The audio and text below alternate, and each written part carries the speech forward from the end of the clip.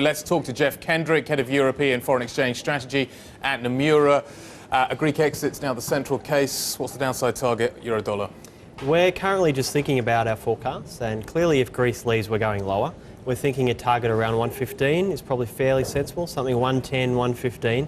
And that is the scenario where Greece leaves, but we don't see huge contagion. Yeah? Right. So the next big story beyond Greece will be what happens after that. Yeah? And realistically, you need to see the ECB as the only player in the market who can make a difference, step up in size. If they do that, euro might only go to 115-ish. If they don't, we're thinking about Spain. Okay. Do we get huge bank runs across Europe? Do you think the ECB will be able to cope with that? There's so many unknowns here that you're kind of whistling in the wind when you're trying to work out exactly what's going to be happening. There are so many forecasts. Some are good, some are bad, some are downright dangerous. Trying to trade in that environment could be very difficult. It is very difficult. It's also very difficult to know how far the market has come. Yeah. So arguably between now and the Greek election in 4 weeks or so from now, we know most of the bad news. Let's assume the election goes badly. Probably on the Monday, if you haven't had an announcement from the ECB on the weekend, everything will start selling off in Europe. Clearly stocks will be down. Possibly Greek banks will close for a short period. Between now and then there'll be deposit runs on Greece, etc. So for Greece it's very bad, and for the Greek people very bad.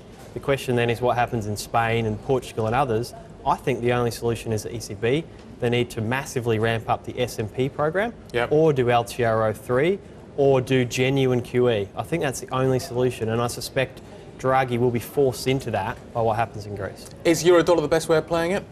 Probably for now it is euro-dollar. It has been euro-sterling as well. As I think forward to the next game, which is an ECB QE of sorts, I'm thinking about gold.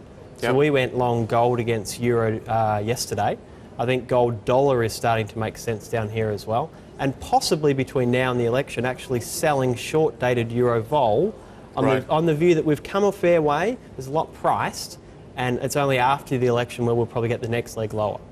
Do we see significant swap lines around the world being sort of extended, reopened, just making the liquidity story that much easier? Is the Fed involved? Is the S&B involved? Is the BOJ involved? How does that work? It's very possible. I mean, it probably depends on what the ECB's reaction function is. So realistically, this is the ECB's problem, if you like, but they have been slow to react in the past, and we know that the Fed will step in if needed.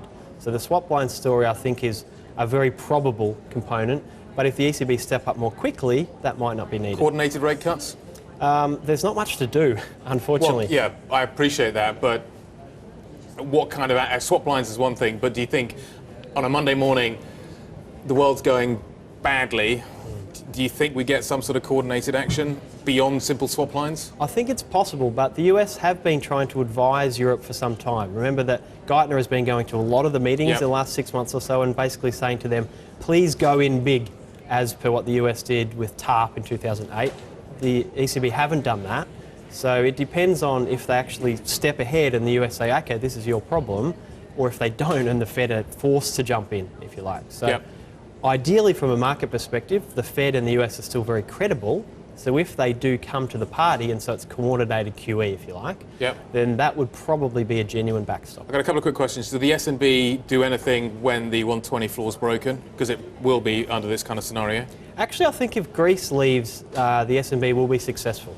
So my core scenario remains that 120 is still 100% credible. Greece leaves, the ECB step in and save the rest of Europe, to simplify the story.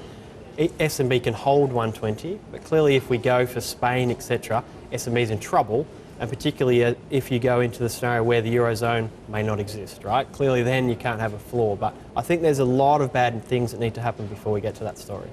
Does money leave Europe? Money's been recycled round Europe thus far. Look at the spread, Spain over Germany, you've seen that wide now, but money's going into the Bund. Does money leave the Bund? Does money leave Germany and exit the Eurozone in its entirety? We've seen a little bit of it. So mostly in the second half of last year, it was European funds bringing cash home as their peripheral spread positions were selling off, and so they need to bring cash from the US. That stopped, and now we've started to see some net money going out, but we haven't gone into that final game yet, which is real money accounts in Europe and Germany and etc., sending cash offshore. So we haven't seen that, but it is definitely possible. It could actually happen in either scenario. So if we get a solution, bunds will sell off massively. Yeah, so Yep. even those very safe bond positions, which are now sub 1.5%, some people talking about 1%, Yep. will sell off. So at some point, whether you think a bad thing happens or a good thing happens, you really want to be starting to get out of those. So you can't just stay long bonds forever. Should the Bank of England be buying foreign bonds under this scenario to try and keep a lid on sterling? I suspect they're debating something like that. The minutes yesterday obviously were much more, well, not much more, but certainly more dovish. So the possibility of more QE down the track is still an open option, Yeah. if you like.